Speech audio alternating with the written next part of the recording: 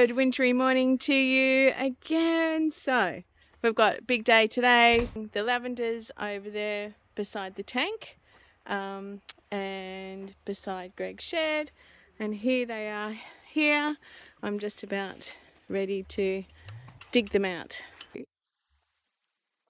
Greg and I moved here 20 plus now, my goodness, years ago.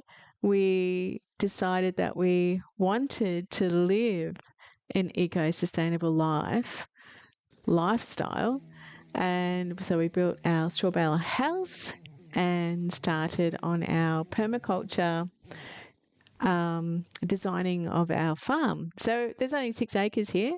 Looks a lot bigger than what it actually is, but it's a lot to look after still. 6 acres, and we bound a creek as well. And so after being here for a while, we decided that our passion was to live that eco-sustainable lifestyle, and we were achieving it and living it and breathing it, building our straw bale house, that we decided that we wanted to leave our industries and create an eco-sustainable income. At first we did veggies down at the herb garden. That's the herb garden now. And unfortunately, back then, it was so difficult to sell certified organic herbs. It just wasn't well received.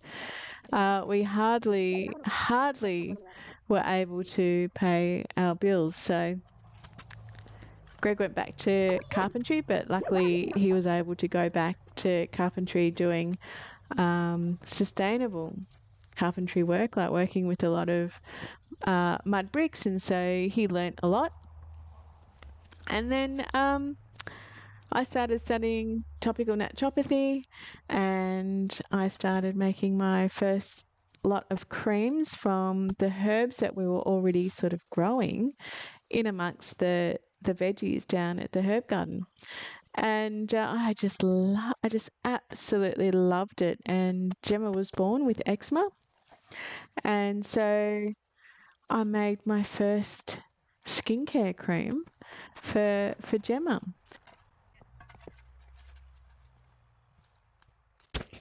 So we're in the process here of removing a couple of fruit trees, 2 fruit trees. I've already done one, which I did in video, but this is actually a stump one which cut down earlier on. Had it got hammered in a storm and essentially snapped. So just quick fix was chop it off at a stump level. But anyhow, so we're going to remove the whole stump. So rather than getting a stump grinder in, I've just scratched down the bottom. I've got my older chainsaw, and I'm just going to essentially saw as low down as I can in the stump, and we'll just touch him up. We've got some slasher poison, so whenever suckers come up, we'll try a bit of that on it. And yeah, that's an organic herbicide, the slasher. And we're going to plant a few lavenders in between here. But I'll crank up the chainsaw and you can check it out.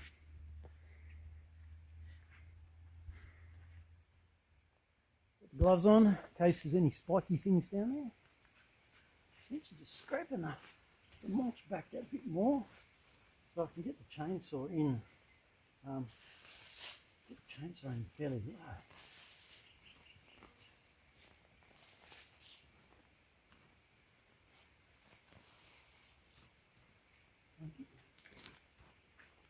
Trying to clean as much of the dirt as I can from around the bottom of the stump. And I'm getting pretty low here, as low as I can get.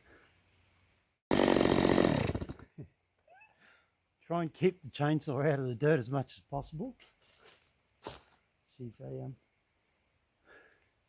She needs a good sharpen, definitely after that. That's what that older one's for me. Alright, time for some lavender to go in.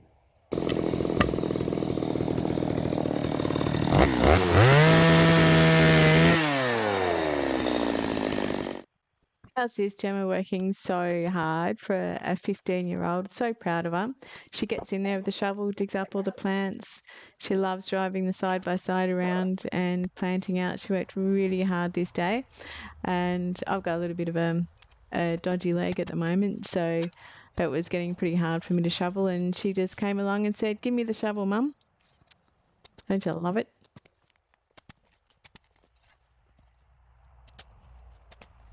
Going along regenerative farming and also our permaculture principles is that we do a lot of growing and planting to our climate.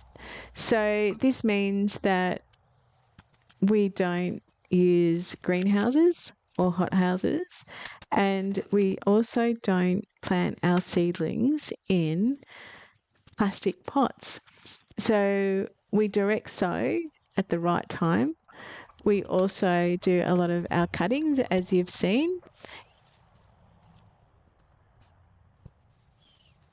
And we do a lot of direct sowing and a lot of direct planting. And that's because we understand our climate, we understand our rainfall, we understand our soil, we understand the microbes in our soil, and we understand the acidity in our soil. So we know what we can and what we can't grow. We do pH testing, but and we also do get our soil tested with our certified organic certifier and Southern Cross. So we understand what our soil can and can't handle, and we grow accordingly. And then from those herbs that I know that we can grow and grow really quite well, that's where I get my inspiration for my skincare. So I know those herbs are going to have the very best quality and the very best compounds for me to be able to extract as well for the creams. So, and don't forget, I've been studying and working like this for nearly 20 years now.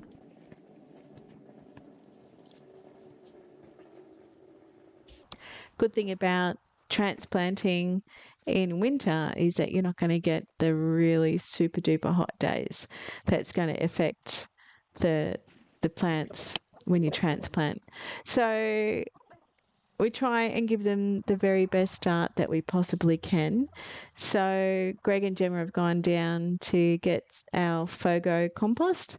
So that's the Fogo compost that we actually buy from the council. So it's basically they get anything that comes into our local tip that's organic matter gets turned into a really hot compost, and they monitor it really super well. So basically it's so hot that there's no pathogens left in it.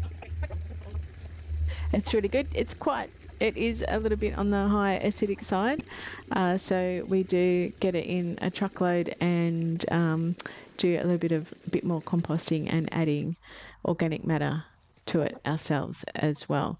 So that's what we're doing here. So we're digging them in and then putting the Fogo mixed in with the soil around, and then we go off and give it some water. So we don't have a tap line where these guys are. So Gemma goes backwards and forwards getting the water for us from the tank.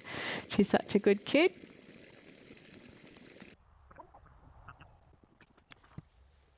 Big job. There she is. That's the Fogo in the back of the side-by-side there. That's Gemma doing a really great job spreading it around and getting me the water.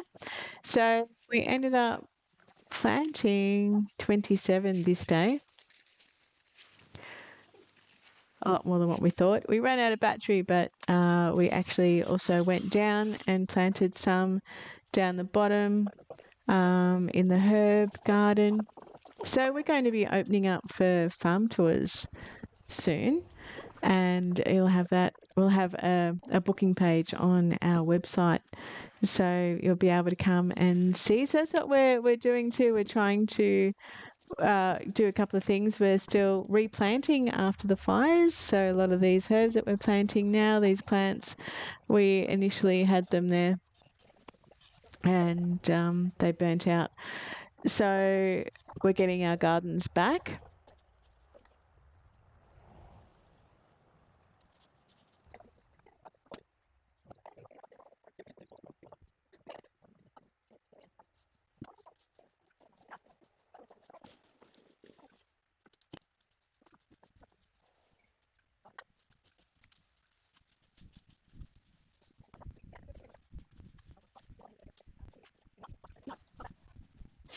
So what Gemma's got in her hand there is electric secateurs. They are fantastic. It's my second pair now.